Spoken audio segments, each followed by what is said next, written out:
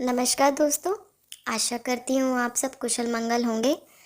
आज हम इस वीडियो में त्र्यंबकेश्वर मंदिर जो कि नासिक महाराष्ट्र में स्थित है, यह एक ज्योतिर्लिंग है, शिव जी को समर्पित है और ये 12 ज्योतिर्लिंगों में से एक ज्योतिर्लिंग है।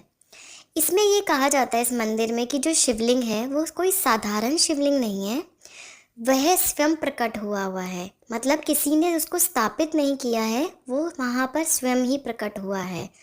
और कहा जाता है कि जैसे जैसे समय बीतता जा रहा है वह शिवलिंग जो है वो धरती में समाता जा रहा है और जब यह शिवलिंग बिल्कुल विलुप्त हो जाएगा तो कलयुग का अंत आ जाएगा।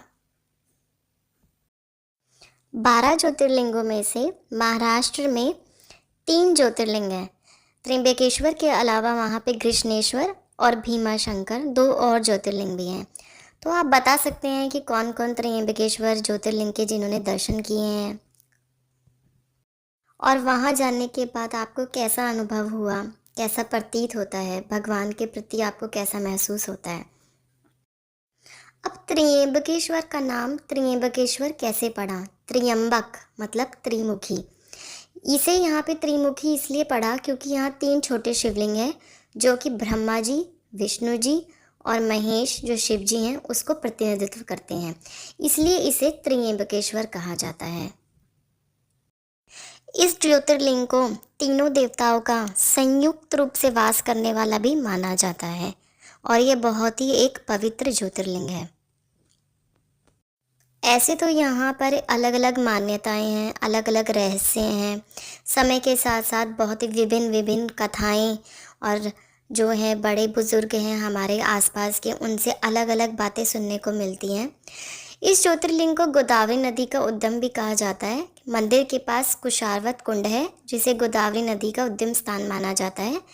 यह कुंड गौतम ऋषि और गंगा नदी से जुड़ा हुआ है। कहा जाता है कि गौतम ऋषि पर झूठा गौ हत्या का आरोप लगाया गया था, जिससे वे पापमुक्त होने के लिए तपस्या करने लगे। उनके आश्रम में वर्षा नहीं हो रही थी, इसलिए ऋषि ने वर्षा देवता वरुण से भी प्रार्थना की। गौतम ऋषि की तपस्या से प्रसन्न होकर भगवान शिव ने वरदान मांगने को कहा, जिससे गौतम ऋषि को गौ हत्या के पाप से भी मुक्ति मिली और भगवान शिव ने ऋषि को निष्पाप घोषित कर दिया और वरदान दिया कि वे स्वयं उस स्थान पर ज्योतिर्लिंग रूप में निवास करेंगे। भगवान शिव की इच्छा से ही देवी गंगा भी वहाँ प्रकट हुई और गौतमी नदी के रूप में बहने लगी, जिसे गोदावरी नदी के नाम से जाना जाता है।